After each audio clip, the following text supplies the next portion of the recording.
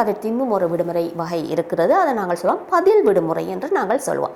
பதில் விடுமுறையை நாங்கள் எப்படி சொல்கிறதுன்னு சொன்னால், இது லீவு நாட்களில், அதாவது பப்ளிக் ஹாலிடேஸ்ன்னு சொல்லுவோம், சனி ஞாயிறு அல்லது போய தினங்களில் கடமையில் ஈடுபடுவோம். ஆனால் அதற்காக மேலதிக நேர கொடுப்பனவு எதனையும் பெற்றுக்கொள்ளாமல் அதற்கு பதிலாக எங்களோட வேலை நாள் ஒன்றில், கடமை நாள் ஒன்றில் நாங்கள் விடுமுறையை பெற்றுக்கொள்வோம். இதைத்தான் நாங்கள் சொல்லுவோம் பதில் விடுமுறை என்று சொல்லி.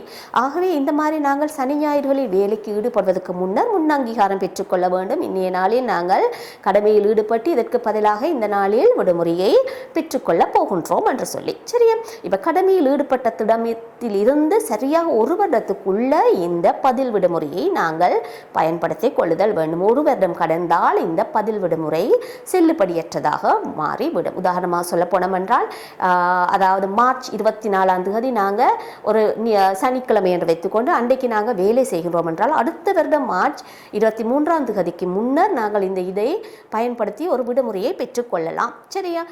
23 அடுத்த வருடம் 23 கடந்துட்டு என்று சொன்னால் இந்த பதில் விடுமுறை செல்லுபடியற்றதாக மாறிவிடும். ஸோ பதில் விடுமுறையை திணைக்கள தலைவர் விரும்பினால் மற்றும் அவரது தத்துணிவின் பேரில் அங்கீகரிக்கலாம். பொதுவாக அவர்கள் அங்கீகரிப்பார்கள். ஏனென்றால் இதில் எந்த நிதி இழப்பீடும் இல்லை.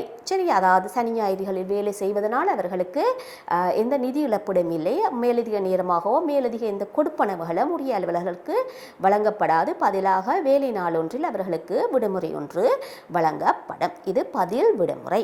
சரி.